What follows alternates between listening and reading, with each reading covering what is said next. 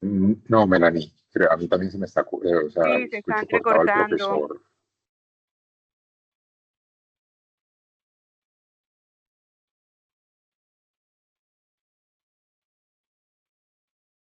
Permítame revisar la cosa. Ahí me escucha, voy a apagar el video. Seguramente es por eso. Ahí sí ya escucha más.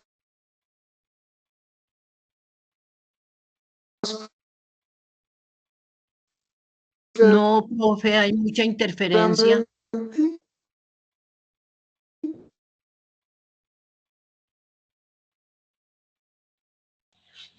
Profe, se le escucha entrecortado.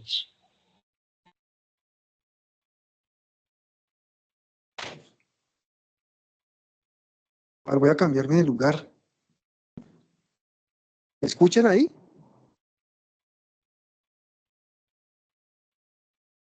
Buenas, buenas.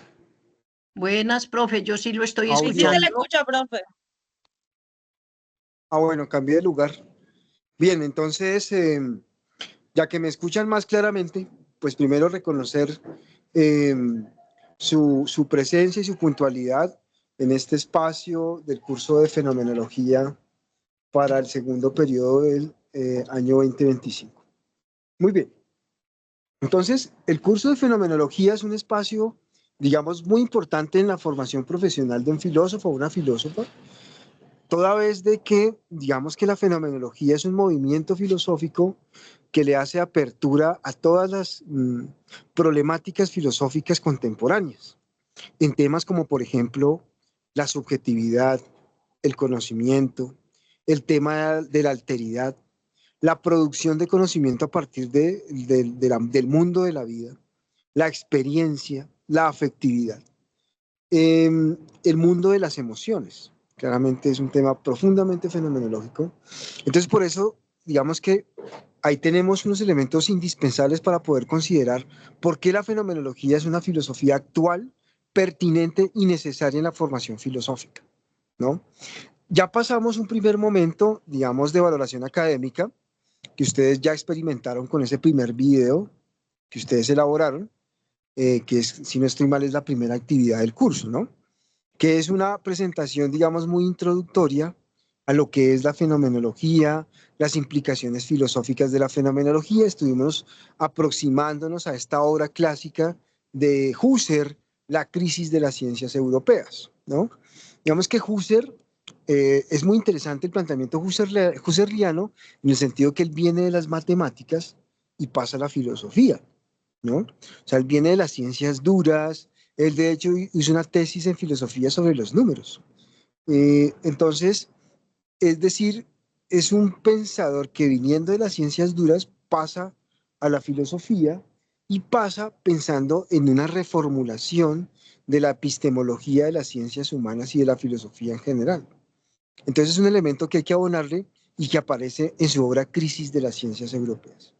El fenómeno de la crisis, que es un concepto muy propio de la filosofía contemporánea, todo el tiempo andamos en crisis, desde los tiempos contemporáneos, pero es muy interesante el planteamiento husserliano en el sentido de que la crisis tiene que ver justamente con la tematización de una ruptura epistemológica, ¿no?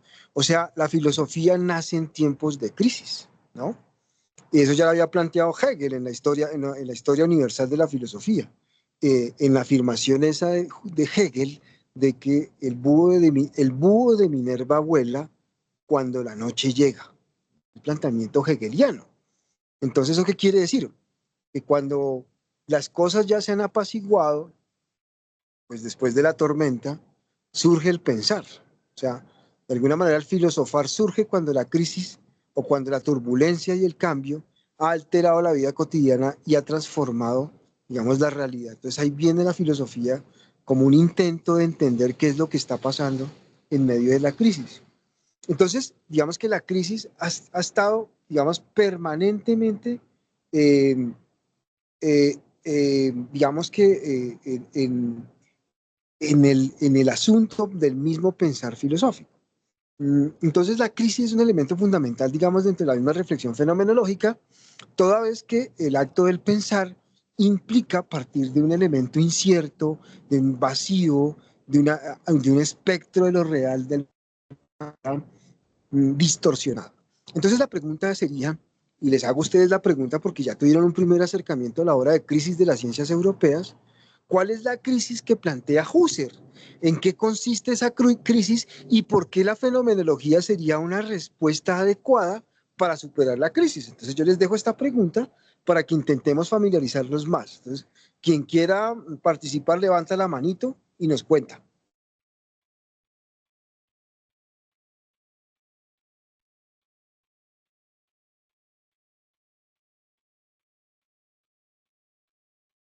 Hola, profe, qué pena que no encuentro la manito para hablar, levantarla. ¿Me escuchan? Sí, sí, te escuchamos. En la parte inferior del Teams hay unos puntos suspendidos, unos puntos seguidos. Tú le das clic a esos puntos seguidos y te aparecen los símbolos. Entonces te aparece el de la manito, Es que me ¿ya? tocó conectarme de mi celular y ahí me queda un poco más enredado. Ah, no, pero en el celular se deja ver los punticos. ¿Pero puedo hablar? Bueno, Levantar la manita. pero hágale. Ya cogió la voz, dele.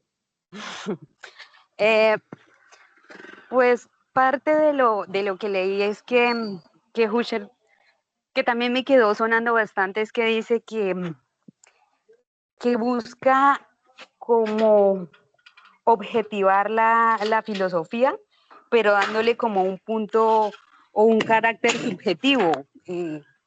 No es como darle más razón científica a la parte social y filosófica, pero como desde una valoración desde el ser humano, porque las ciencias venían siendo muy racionales y, digamos, dejaban de lado al ser humano, la esencia. Esa es como la parte que entendí.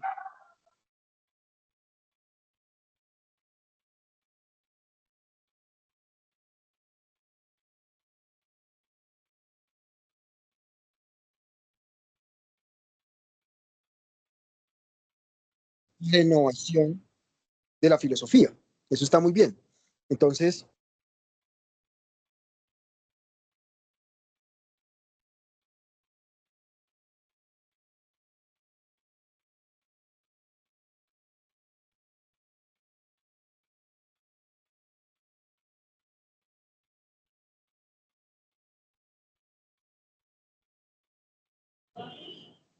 ¿sí me escuchan ahí? Sí, profe, ahora sí. Pues yo no estaba Ok. escuchando, pero es que creo que la que tiene problemas de internet soy yo. Bueno, entonces el tema es que la crisis de cierta medida está de alguna manera relacionada con el modelo de la ciencia imperante, es decir, el positivismo, el psicologismo, el naturalismo. Entonces, hay una tesis muy fuerte que propone Husserl en la crisis de las ciencias europeas y es la siguiente: una ciencia de hechos produce hombres de hechos, ¿no? Entonces, y además él lo dice una persona que venía de las matemáticas, entonces él entiende muy bien qué significa convertir la vida fáctica en un hecho. Entonces, un hecho es básicamente un elemento positivo, un dato, un número, ¿no? Un cuantificador. Hoy diríamos en todas las dinámicas de la virtualidad, un dato. Byung-Chul Han, no sé si ustedes lo han leído, tiene una obra muy interesante que se llama Psicopolítica. Y él en Psicopolítica plantea que la ciencia de datos nos está convirtiendo a cada uno de ustedes, a mí, yo, ustedes y yo, más bien, en un dato. Y eso es lo que se llama dentro de la corriente de la ciencia de datos el dataísmo, que es toda una filosofía donde nosotros somos parte del ganado de los datos, ¿sí? Entonces, palabras más, palabras menos. Si usted tiene una red social, entonces resulta que sus datos ya pueden ser entregados a Nike, a Adidas, a Bavaria, para que le llegue información para que usted consuma todas esas vainas, ¿sí? O usted pueden cogerle sus datos para movilizar pensamiento político, ideologías, candidaturas a la presidencia, etcétera, etcétera. Es decir, su dato o sea, lo que planteaba Husserl en la crisis de las ciencias europeas, su hecho, su factum, ya puede ser para mercadearlo, ¿no? Entonces, para que ustedes vean la importancia de la fenomenología, es que la fenomenología hace una crítica a la transformación del ser humano como un hecho, ¿no? Y un hecho hoy en día se interpreta como un dato, ¿sí? Entonces somos un dato al servicio de un sistema financiero que, digamos, nos despotencia humanamente, nos desesencializa, nos quita nuestra condición de sujetos y nos convierte en ganado de datos, ¿sí? Para ponerles un ejemplo, ¿sí? Si tuviésemos que actualizar el planteamiento fenomenológico. Bueno, Lady tiene la palabra, adelante. En ese orden de ideas podríamos también pensar que actualmente también estamos en una crisis, ¿no? Crisis de las ciencias, lo que dice usted. Ya nos toman y nos miran como un dato y pareciera que el deshumanismo, deshumanización, estuviera también a la orden del día, cada vez más vivo y más visible. Podríamos pensar así, que continuamos con una crisis, digamos, solo que en un contexto, pues también sería una crisis de la ciencia, ¿no? Solo que con más ciencias Sí, que en la Edad Media. claramente. La crisis tiene que ver con una crisis del modelo de la ciencia. Muy bien, usted lo ha dicho perfectamente. Y esa es la crisis que plantea Husserl, que la crisis tiene que ver justamente con la forma como producimos conocimiento, con la forma como hacemos ciencia, ¿sí?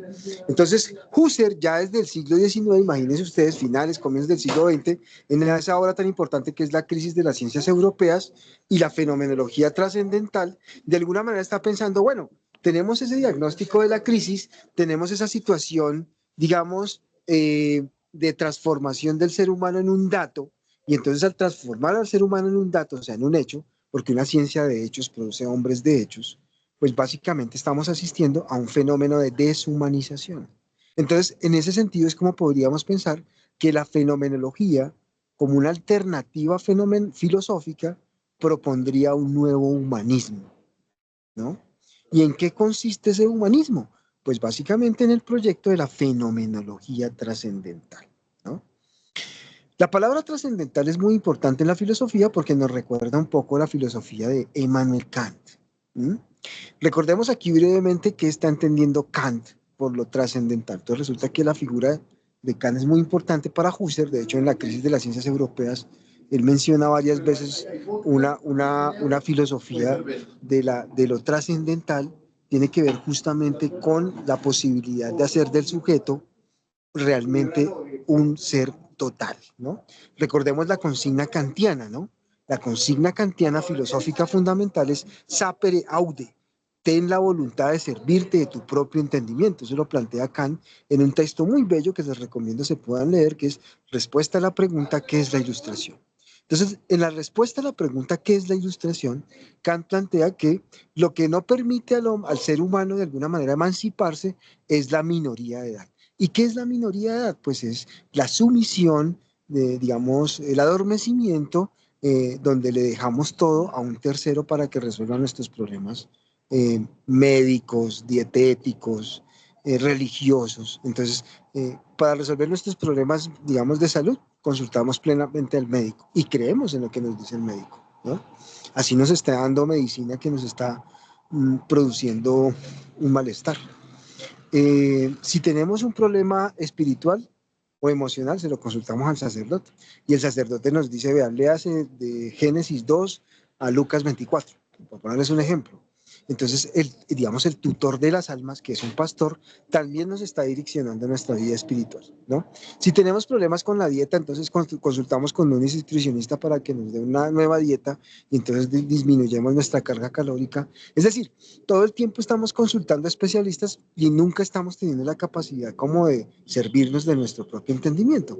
Y el principio de la emancipación es justamente el principio de la capacidad de tener conciencia de nosotros mismos, es decir, en hacer uso de nuestra razón, ¿no? Entonces recordemos allá Kant, y lo trascendental tiene que ver justamente con la capacidad que tiene el ser humano de descubrirse a sí mismo como un ser pensante, como un ser autónomo, como un ser emancipado. Entonces Husserl plantea que la fenomenología tendría que ver justamente con esa pretensión de lo trascendental que ya había planteado Kant. Solo que la gran diferencia entre Kant y Husserl es que para Kant la razón es la que nos va a liberar de alguna manera nuestra condición de menores de edad. Para Husserl se trata fundamentalmente de recuperar el valor de la experiencia, el valor del mundo de la vida, el valor de la subjetividad, el valor de la corporalidad. Entonces, ¿de qué humanismo está pensando Husserl? Es el humanismo del cuerpo, es el humanismo de la experiencia, es el humanismo de la intersubjetividad, ¿no? Y esos conceptos son fundamentales en la filosofía contemporánea, por ejemplo, en las perspectivas, por ejemplo, de un Heidegger. O sea, que hay una persona que le gusta Heidegger y le llama, uy, ¿qué es eso del Dasein, el ser ahí? Pues eso viene de la fenomenología, mi querido estudiante. La fenomenología plantea que el ser en el mundo fundamentalmente es experiencia. Y eso es lo que estudia Heidegger, por ejemplo, en Ser y el Tiempo. Entonces hay un concepto que él estudia mucho en Ser y el Tiempo que se llama la angustia. Entonces la angustia, que es una descripción fenomenológica de la condición que tiene el ser humano cuando se descubre a sí mismo como un Dasein. Y el Dasein que traduce palabras más, palabras menos, en un ser arrojado al mundo, ¿no? Y por eso, pues, plantean que la filosofía de Heidegger es una filosofía atea, ¿no? En el sentido de que el ser humano está arrojado al mundo.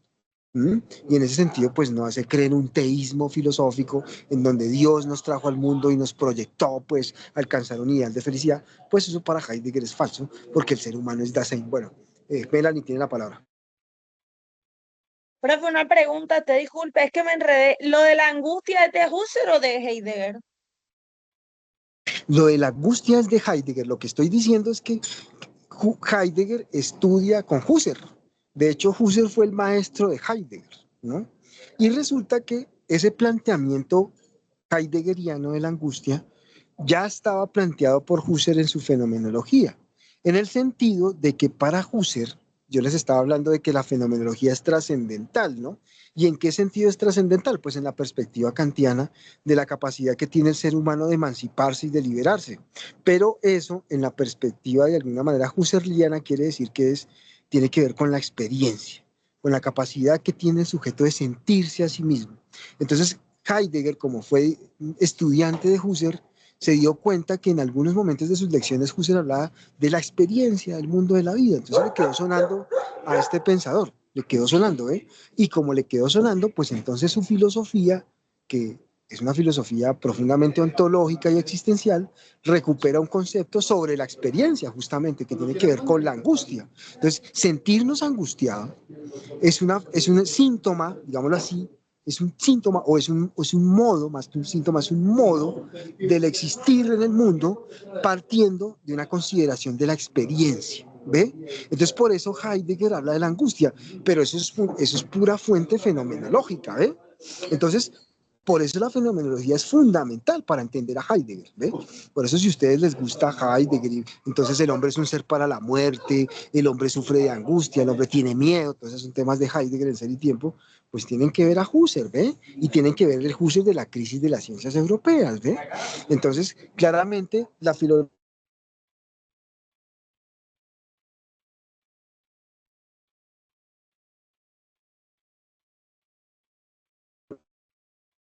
el mundo de la vida y claramente pues lo que les estoy diciendo acá es que digamos que la fenomenología es fundamental para entender la dinámica de la filosofía contemporánea en autores como Martin Heidegger o Jean-Paul Sartre, ¿no? Entonces, en ese sentido, también encontramos unas relaciones muy importantes con Sartre, ¿no? Y lo vamos a leer más adelante. Entonces, más adelante, por ejemplo, vamos a leer una novela, una obra de teatro que es A Puerta Cerrada, que eso es un tema muy interesante porque ahí podemos ver, por ejemplo, el tema del otro. Entonces, ¿qué pasa con el otro? ¿Por qué mi relación con mi pareja es compleja? ¿Por qué mi relación con mi amigo es tan desarmoniosa? Pues también eso tiene un elemento fenomenológico que hay que estudiarlo y tiene que ver con mi experiencia con el otro. Entonces hay una obra de teatro, por ejemplo, aquí hablando de Jean-Paul Sartre, que se llama A Puerta Cerrada. Y en A Puerta Cerrada, pues Jean-Paul Sartre pone a unos personajes que se encuentran, mueren en el mundo de la vida real y terminan en el infierno. Y el infierno, pues, los condena a estar encerrados en un espacio cerrado. Entonces, un poco lo que plantea Sartre es qué pasa cuando tres personas se encuentran en un espacio cerrado y tienen que convivir y les salen los demonios, les sale el verdadero ser que tienen, que ocultan por la hipocresía y la apariencia y muestran efectivamente el demonio, que sería un ser de alguna manera habitado por la enemistad, por la rivalidad, y eso es entendido por Sartre en esa obra, ¿ve? Y eso tiene que ver también con la fenomenología. Otro, por ejemplo, que le pueda interesar, no, pero a mí me interesa como Levinas y el tema de la alteridad. Pues eso también es fenomenológico, porque mi relación con los otros es una relación experiencial, vivencial, ¿ve? Yo al otro no me lo represento mentalmente. Hoy se habla mucho en la psicología de la empatía, ¿no? Y las instituciones dicen, sean más empáticos, y las empresas, pero seas más empático. Pues eso viene de la fenomenología, del estudio de la experiencia, de la intersubjetividad.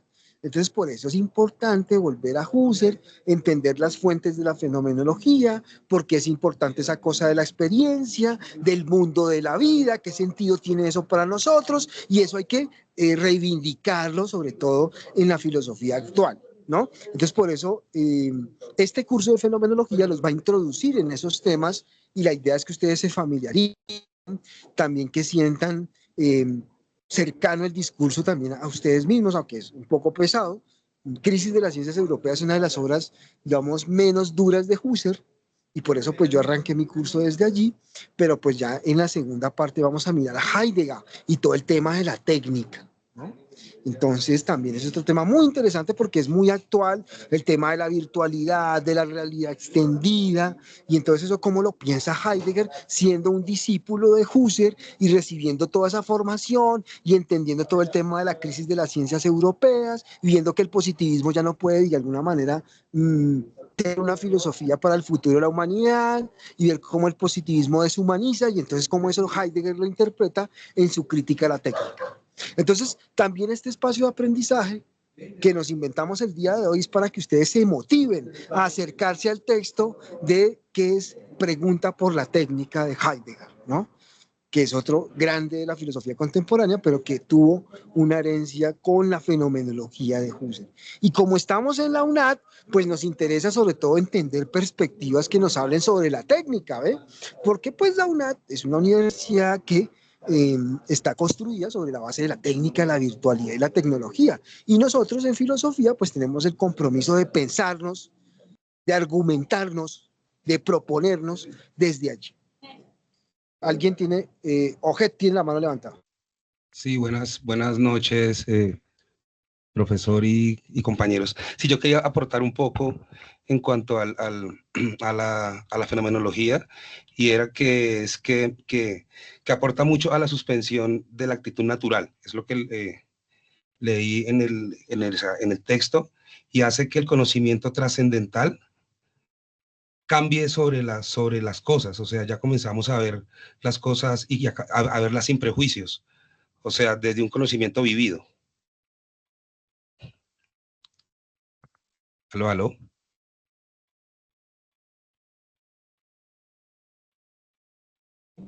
Hola. Ojet, ¿me repites la pregunta, mi hermanito?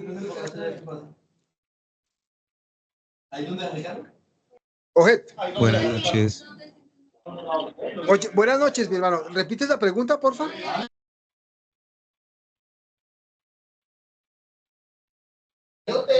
Sí, Ojet, ¿me escuchas?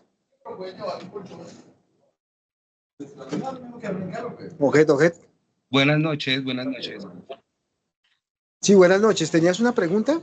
No, quería aportar algo, y es en cuanto al tema, Sí.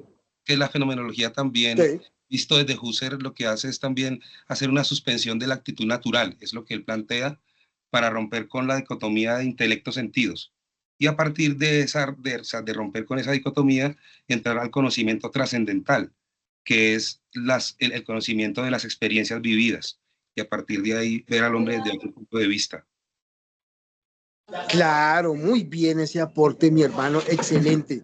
Efectivamente, otra mirada de lo trascendental, yo lo conectaba con Kant, pero tú has aportado algo muy importante, mi hermano, y te agradezco que lo hayas visto desde allí, es que claramente el método fenomenológico propende, es un método, ¿no? Aquí hemos estado hablando como de los fundamentos epistemológicos y éticos de la fenomenología, pero la fenomenología es un método y tiene un modo de proceder. Uno de los momentos de modo de proceder es la epogé o la suspensión del juicio. Entonces resulta que cuando nosotros suspendemos el juicio, y esto es una cosa súper importante en la filosofía, de alguna manera tratamos de ver qué es lo que nos está mostrando el fenómeno en sí mismo. Y por eso el segundo momento del método es ir a las cosas mismas. Zu des Sachen selbst, en alemán quiere decir ir a las cosas mismas. Entonces suspendemos el juicio y vamos a las cosas mismas. Entonces esas dos cosas van unidas.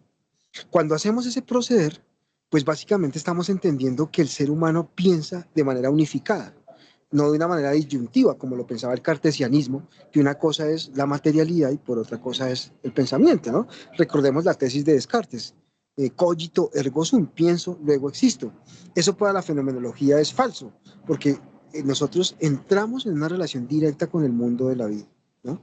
Y entonces en ese sentido no hay una diferencia, no hay un dualismo ni ontológico ni epistemológico en la ontología, en la fenomenología, en el sentido de que vamos a las cosas mismas y nuestra intencionalidad es conocer el mundo de la vida. Y en ese sentido, cuando hacemos epogé, o sea, suspendemos el juicio, nos enfrentamos con el fenómeno, ¿qué hacemos? Lo describimos. Describimos el fenómeno. Entonces, el tercer momento del método fenomenológico es la descripción. Entonces, por eso es tan importante el relato para la fenomenología. Y por eso la fenomenología tiene una relación muy importante con las ciencias sociales. Si aquí hay científicos sociales, aquí hay gente que estudia antropología o historia o sociología, saben que el relato es fundamental. La descripción fenomenológica es fundamental para entender fenómenos como, por ejemplo, la violencia social, el feminicidio. Entonces, ¿qué es lo que hace, por ejemplo, un científico social cuando hay feminicidios? Entrevistar a la gente. ¿Y qué significa entrevistar a la gente? Pues suspender el juicio. Y entonces cuando yo suspendo el juicio es que si yo, por ejemplo, soy católico, apostólico y romano, si yo tengo esa creencia religiosa, y esa creencia me impide a mí entender el relato de una mujer, por ejemplo, ¿no? De una mujer. Entonces, pues definitivamente yo tengo que suspender ese juicio y al suspender ese juicio, pues yo lo que hago es entender el fenómeno tal cual. Y entonces eso es lo que hace el científico social, ¿ven? Entonces, la fenomenología es importante para las ciencias sociales, porque la fenomenología le ofrece un método para entender fenómenos sociales, como la violencia, los feminicidios, está tan extendido, los filicidios, los hijos a los hijos, los parricidios, los hijos a los padres, ¿no? El tema de la violencia social es un tema extendido y la fenomenología pues sería un método ideal para poder pensar esos temas. Entonces, un poco mi disertación el día de hoy es: piénsense la fenomenología como una posibilidad de fundamentación epistemológica y ética de la ciencia, pero una ciencia renovada, la ciencia del positivismo que nos convierte en hechos, o lo que hoy entenderíamos por ciencia de datos, ¿sí? Para ponernos a discutir pues con las ciencias actuales. Y también es un método, en el sentido de que nos enseña un paso a paso para producir fenomenología, o sea, para producir una ciencia sin prejuicios, sin reducir a los seres humanos a hechos, o sea, a data, y convertirlos realmente en una filosofía humanista, que ese también es mi mensaje, ¿no? Que nos pensemos la fenomenología como un nuevo humanismo, ¿cómo? Como una filosofía que recupera al sujeto, que recupera la experiencia, que recupera el mundo de la vida, porque son cosas que están en estado de extinción o que se están muriendo. ¿Ve? Y entonces nosotros que tenemos la formación filosófica tenemos el compromiso de recuperar el estudio del mundo de la vida, de la subjetividad, de la experiencia, la importancia de leer el mundo de la vida de los otros, qué es lo que está pasando, y tenemos un compromiso grande con nuestra realidad social, ¿cierto? Y en cualquier lugar del territorio de poder resignificar ese mundo de la vida. Entonces ese es mi mensaje para el día de hoy, mis queridos estudiantes. Si tienen otra pregunta, los escucho.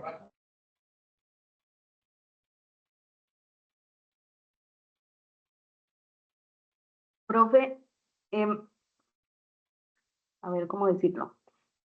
Usted nos habla, digamos, del estudio desde la parte científica, de la parte de las ciencias sociales. Y Claro. precisamente, señor, Sí, Lady, hágale.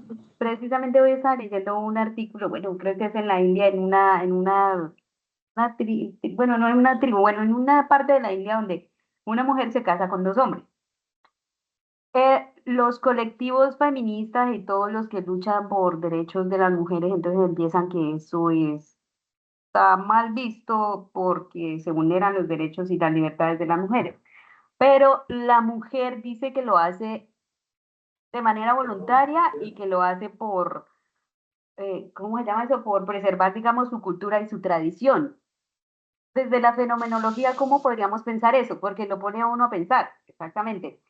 La decisión de ella como ser individual, como ser mujer, de que quiso eso, contra la pelea de las mujeres o los colectivos feministas que han luchado durante tantos años por la libertad femenina. Entonces ahí uno cómo podría pensar esa realidad. Claro, muy interesante y que lo estás en la India, claramente, pues esas cosas son las que motivan la reflexión fenomenológica. Vea usted que usted ya está pensando en términos fenomenológicos. ¿Cómo es que se da ese fenómeno en la India, donde las mujeres también tienen el derecho de tener varios amantes, tratándose de una sociedad que, digamos, milenariamente ha tenido digamos, un modelo patriarcal? ¿Cómo es posible entonces que las mujeres también tengan la posibilidad de abrirse afectivamente hacia un segundo amante? Me parece muy interesante, habría que estudiarlo fenomenológicamente, qué significa, qué es lo que está implicando, qué es lo que describe, y claramente lo interesante de la fenomenología es que recupera el relato del sujeto, en este caso el relato de la mujer, ¿no? Que está experimentando esa situación de tener dos amantes. Entonces, normalmente si yo tuviese por ejemplo, si yo tuviese un prejuicio religioso, seguramente diría, no, eso está mal, moralmente es inaceptable. Entonces no podemos estudiar a ese sujeto de estudio, se preguntaría la fenomenología. Es decir, que dado mi prejuicio religioso de que las mujeres no pueden abrirse afectivamente a varios hombres o mujeres, pues también puede ser el caso, entonces quiere decir que eso está prohibido. Obviamente no. La fenomenología rompe con el prejuicio y entonces nos invitaría a practicar la epogea, suspender el juicio, ¿no? Y entonces vamos a escuchar, ¿no? Vamos a escuchar. Escuchemos cuál es el relato de la mujer, por qué tiene esa inclinación, a qué responde eso. Y ahí viene el método fenomenológico. Entonces el método, hacemos epogea, o sea, suspendamos el juicio, vamos a las cosas mismas, o sea, escuchamos a la mujer que nos tiene que contar una historia. Y tercero, describimos, ¿no? Y el cuarto momento de la apogea se llama la reducción eidética. Entonces, ¿qué es la reducción eidética? Después de que has describido, ¿no?, todo el relato de la persona y has recuperado su historia de vida, puedes empezar desde la infancia y descubrir una cantidad de variables. Al final, vos debes establecer una esencia eidética. O sea, determinar el fenómeno que presenta esta mujer de enamorarse de varios sujetos se puede denominar de la siguiente manera. Entonces creas un concepto. Entonces resulta que en la reducción eidética, que es el momento final del método fenomenológico, produces conocimiento nuevo. Entonces, ese es el valor fundamental de esta fenomenología, que nos produce nuevo conocimiento de la realidad. Por eso hay que comenzar a hacer fenomenología de la realidad social, porque de esa manera vamos a poder descubrir nuevas variables o nuevas esencias de un fenómeno, como por ejemplo lo podríamos llamar la infidelidad. Eso sería lo que te podría decir. Cristian. Hola, profe, buenas noches, ¿me escucha? Sí, claro. Bueno, profe, yo tenía más bien era como una pregunta, una duda que me quedó sobre esta primera parte de la EPUG, y es si realmente yo en algún momento puedo alcanzar esa suspensión del juicio, porque es que, pues a mí me parece que es como más que, o sea, es un método como de irse aproximando a la realidad, más que tener una misión de alcanzarla, y entonces, pues para mí, si yo estoy solo con aproximaciones, pues nunca estoy apuntando a conocer la verdad misma y muchas ocasiones podría estar equivocado. Entonces, pues no sé si es que yo no estoy claro respecto al método o realmente tenemos esa limitante. Por ejemplo, ahora lo que estabas nombrando de la mujer, yo puedo tener toda la descripción de la mujer, pero yo en la practicidad nunca soy capaz, o bueno, no he conocido a nadie, yo no soy capaz de despojarme de toda esta racionalidad y emotividad de ser como volverme una tabla en blanco para recibir exactamente las impresiones que me envía esa mujer, ¿sí? Yo ya estaría incluso mediado por un lenguaje, entonces ¿tiene sentido esta aproximación sucesiva a la realidad cuando nunca voy a alcanzar algo verdadero? Es esa como mi pregunta. Gracias, profe. Bueno, Cristian, muy valiosa tu pregunta, muy interesante, muy sensata. Yo considero que es muy difícil practicar la poesía, apartamos de eso. Hacer filosofía es difícil. Digamos que eso sí, yo creo que hay un libro, hay un ensayo que te recomiendo de Stanislao Zuleta que se llama El elogio de la dificultad, que es un filósofo colombiano y tiene todo un planteamiento sobre lo que significa vivir la dificultad o hacer la vivencia de la dificultad y por qué la filosofía sería una práctica o un ejercicio de la dificultad, ¿no? Porque claro, nosotros estamos acostumbrados de alguna manera a reproducir o a emitir juicios todo el tiempo. Digamos que vayámonos al otro lado. El otro lado es que todo el tiempo nosotros estamos emitiendo juicios. Entonces, cuando vemos una persona que, por ejemplo, está botando una basura en la calle, emitamos un juicio inmediatamente. Esa persona es cochina, esa persona es sucia.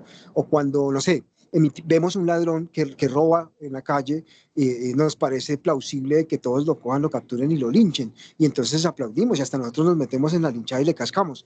Entonces, todo el tiempo nosotros estamos como, digamos, involucrados con un juicio y estamos determinando la realidad con nuestros juicios. Entonces, por eso, la epogé es una práctica difícil en el sentido de Stanislao Zuleta. Te recomiendo que leas ese ensayo para que entiendas un poco lo que te estoy proponiendo, de que renunciar un poco a nuestra capacidad de emitir juicios, de actualizar, digamos a nuestra capacidad de una carga de costumbres y de tradiciones, de emitir juicios, pues claramente eso lo hacemos cotidianamente y es imposible no hacerlo. Yo te recuerdo también otro elemento muy importante, ya que está tan de moda el tema del estoicismo. El estoicismo propone una suerte de apogeo. De hecho, el concepto del apogeo tiene una tradición estoica, ¿no? En el sentido de que digamos, los estoicos hablan, por ejemplo, de la ataraxia, ¿no? La ataraxia es un estado de serenidad, ¿no? La ataraxia es la capacidad que tiene el ser humano de no dejarse afectar por la realidad y mantenerse imperturbable. Ese es el concepto de la ataraxia. Yo comparo mucho la ataraxia con la epogea en el sentido de que, de alguna manera, buscar la tranquilidad y poder ver los fenómenos en sí mismos, en su mostración absoluta, es una cuestión difícil porque, claro, tenemos patrones religiosos, patrones familiares, patrones educativos que modifican nuestros juicios, inclusive nuestras conductas. Pero la invitación de la fenomenología es desafiante y la invitación de la fenomenología es a superar esa dificultad, la dificultad de emitir juicios todo el tiempo. Y entonces nos está diciendo, suspende el juicio y trata de mostrar el fenómeno en sí mismo.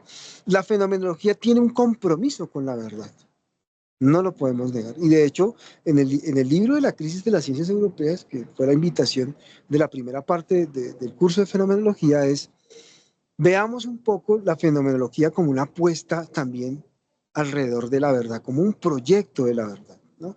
La filosofía no puede renunciar a eso, a buscar la verdad. Y considero que eso viene desde Platón, ¿no? La filosofía siempre ha tenido un compromiso con lo verdadero, y es un compromiso epistemológico, ontológico, ético. Y de hecho, Husserl habla, por ejemplo, del filósofo como funcionario de la humanidad en la de las ciencias europeas. Entonces, aproximarnos a los fenómenos y practicar la apogea, de alguna manera, es comprometernos nuevamente con la humanidad y velar por eso, por la humanidad. Más allá de nuestros sesgos religiosos, hoy podrían ser sesgos algorítmicos, ¿no? No sé si tú sabes, pero hay sesgos algorítmicos. Es decir, que ya se están creando. La IA, por ejemplo, tiene sesgos algorítmicos frente a personas de color, por ejemplo. Y entonces también producen juicios, ¿no? La tecnología y la virtualidad también producen juicios. O sea, a los afro le vamos a contar una verdad y a los blancos le vamos a contar otra verdad.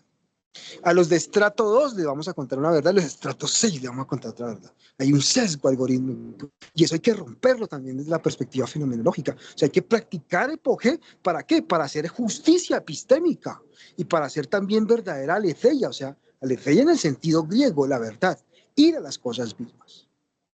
Eso podría decirte, Cristian. Ojet. Ok, Bueno, yo, profe, gracias. Voy a dar una nueva lectura al texto de Estanislao y pues también teniendo en cuenta lo que usted me nombra, porque definitivamente para mí sigue siendo un método que incluso en el hecho de encontrar estas diferencias, estos fenómenos como tal, puede incluso exacerbar y en vez de solamente, o sea, porque no ayuda a reconocer, pero no ayuda a darle tratamiento. Yo creo que ahí tendría que hacerse como una transversalidad también con la ética, bueno, no sé, de alguna manera, porque incluso solamente el hecho de reconocerlo puede jugar en contra de lo que usted dice, irse a algoritmos y a otros que finalmente son representaciones digitales de nuestros pensamientos, porque en últimas, por ejemplo, estos sistemas que nombras que tienen ciertos sesgos ya a nivel computacional, de interpretación computacional, son puestos por nosotros. Pero dale, profe, muchas gracias por tu punto de vista y sobre eso, pues tengo material para trabajar. Muchas gracias, el paso objeto. bueno, Con bueno, todo gusto, mi hermanito.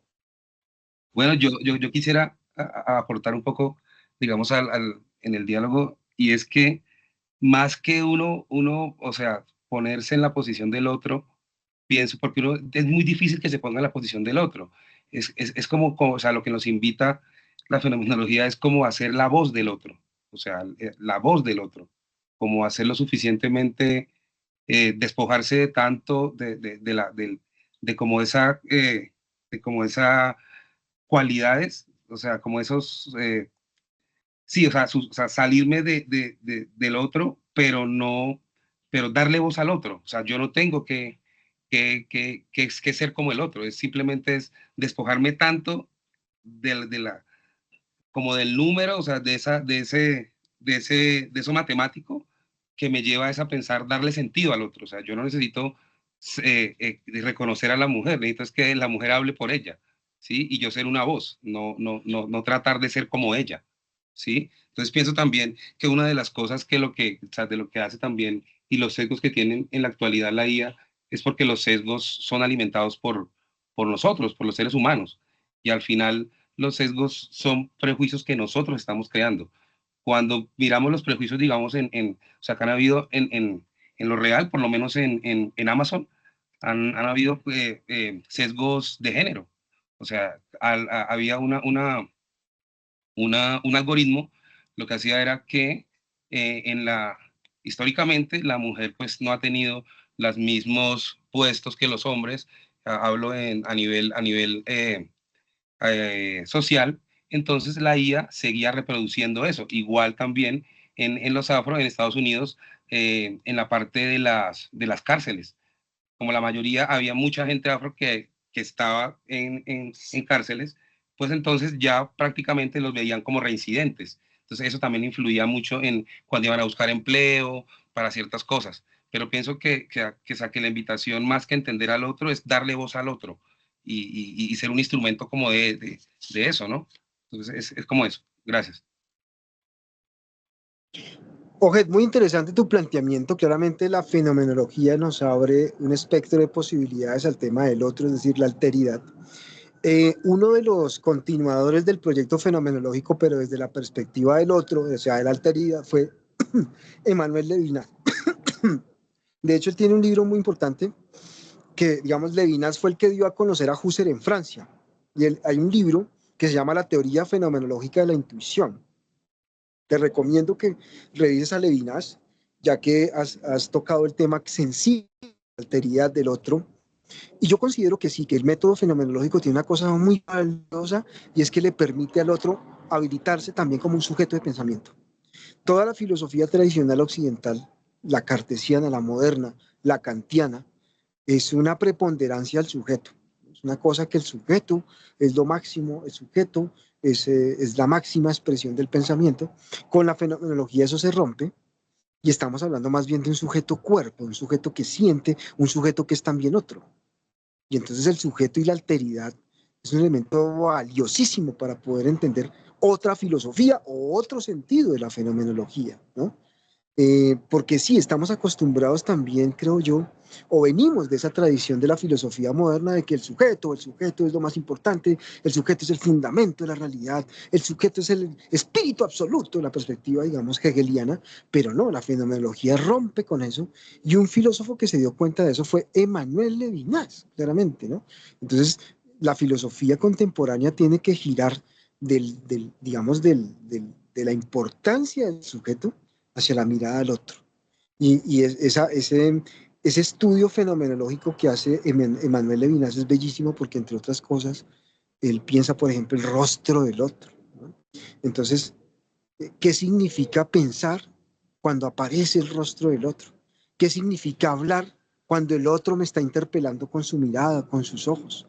¿Qué le voy a decir al otro? ¿No? Y recordemos que Emmanuel Levinas fue una víctima también del conflicto grande de la Segunda Guerra Mundial. Y no podemos perder de vista esto. La fenomenología es una filosofía en medio de la guerra, ¿no? Husserl perdió hijos en la guerra, ¿no? En la Primera Guerra Mundial. Perdió 2 hijos, Husserl. Una cosa trágica, ¿no? Y ahí para adelante los fenomenólogos siempre estuvieron a la vista de la guerra, ¿no? Entonces, Jan Patočka, por ejemplo, Patočka, muy interesante, Jan Patočka, el filósofo checo, fenomenólogo, que murió por un interrogatorio nazi, por ejemplo, ¿no? Murió en un interrogatorio nazi. Jean-Paul Sartre, por supuesto, hizo parte de la resistencia francesa, ¿no? Michel Henry, otro gran fenomenólogo francés, también hizo parte de la resistencia francesa. Es decir, la fenomenología tiene esa cosa muy interesante de la alteridad, de la otredad, y en un contexto de violencia extrema como la Segunda Guerra Mundial. Y por eso para nosotros en Colombia la fenomenología es muy valiosa, porque es una filosofía que nos invita a pensarnos en contextos de crisis, de guerras, de desigualdades, de contradicciones, ¿ve? A ver dónde le encontramos el sentido, ¿ve? Y por eso la fenomenología es importante, porque es una apuesta filosófica alrededor del sentido humano de lo que hacemos, del sentido humano de lo que pensamos, de lo que sentimos, de la experiencia. Entonces, mi invitación es para que ustedes asuman la fenomenología en un sentido activo, que se la apropien, ojalá la investiguen. Y bueno, tenemos un semillero que es el semillero de inflexiones fenomenológicas. Creo que en el grupo les compartí, en el curso virtual, creo que en el espacio del foro, les compartí la dinámica de lectura que estamos liderando actualmente con el semillero de inflexiones fenomenológicas, que es una lectura de los orígenes del totalitarismo de Hannah Arendt, otra filósofa también que tiene conexiones con la fenomenología, toda vez que ella fue discípula de Heidegger, ¿no? Entonces, nos estamos un poco metiendo el atrevimiento de leernos los orígenes del totalitarismo y buscarle la pista fenomenológica a ese análisis. Entonces, cordialmente invitados, un semillero que ya lleva 2 años. Entonces, bueno, entonces ahí tenemos también unas preguntas en el chat. Las voy a leer.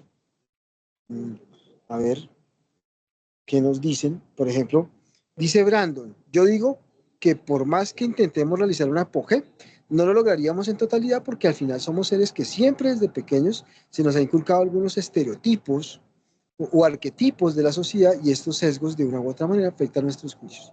Sí, estamos de acuerdo con el planteamiento de Brandon, lo acabamos de decir, hacer la apogeo no es sencillo, suspender el juicio no es fácil, pero es un reto, ¿no?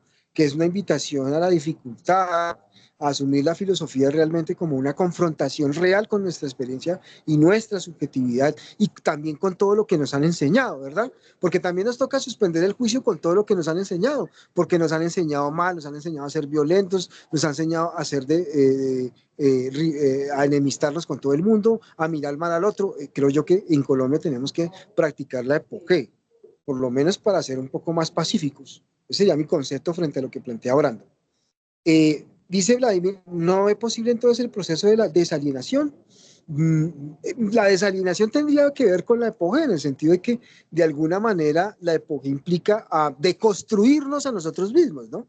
Este es un concepto muy actual, ¿no? La deconstrucción del sujeto. Pues la deconstrucción, por ejemplo, del machista patriarcalista, eso está muy bien, que eso tiene que ver con la apogeo. Los hombres tendríamos que deconstruirnos para entender mucho mejor el mundo de las mujeres, ya que andamos de patriarcales y de machistas. Entonces, pues hay que suspender el juicio del chip patriarcalista, paternalista y machista. Eso es importante, ¿no? Yo creo, ¿no? Bueno, ¿cómo se llega al semillero de investigación? Bueno, claramente el semillero de investigación se llega fundamentalmente a través de un correo electrónico que me pueden escribir a juan.vallen@unal.edu.co mostrando sus intenciones y yo los vinculo al grupo del WhatsApp, al grupo del Teams y les comparto la programación que estamos haciendo del grupo de lectura a los orígenes del totalitarismo. Brandon dice, más que una desalineación es ser empáticos y partir desde la empatía, ya que esta es la herramienta que nos ayuda a lograr la apogea. Sí, señor, la empatía tiene que ver con la apogea, o sea, tenemos que ser más empáticos, sobre todo con nosotros mismos, ¿no? El primer ser empático, la empatía comienza con uno mismo, creo yo. Y la empatía con uno mismo comienza como conocernos tal y como somos, ¿no? O sea, suspender el juicio. Palabras más, palabras menos. Muy interesante los compañeros que han aportado en el chat. Muchas gracias a Brandon, a John, a Vladimir. Muy interesante. Bueno, muchachos, no siendo más, me despido. Yo creo que fue una oportunidad grata para conocerlos, para que ustedes me conozcan también. Estamos en sintonía. Tenemos nuestro grupo de Teams. Los invité al semillero para que se sumen a la lectura de los orígenes del totalitarismo. Y vamos con toda pues al segundo momento del curso de fenomenología con el tema del lenguaje, la técnica y la fenomenología. Ténganle paciencia a Heidegger, entenderlo no es fácil, pero practiquen la apogea, o sea, suspendan el juicio y déjense habitar por Heidegger, a ver qué les dice. Melanie tiene una pregunta.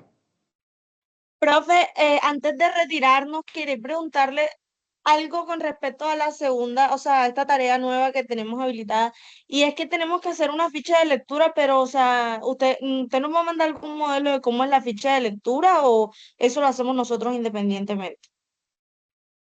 Muy buena la pregunta, Melanie, sí. A ver, yo te invito a que revises, por favor, entra a la actividad 2. O sea, donde aparece la guía de aprendizaje y mira si hay un archivo anexo que se llama ficha guía de lectura. Si no está, entonces yo mañana mismo les cuelgo la ficha de lectura, el modelo, en la parte del foro. ¿Les parece?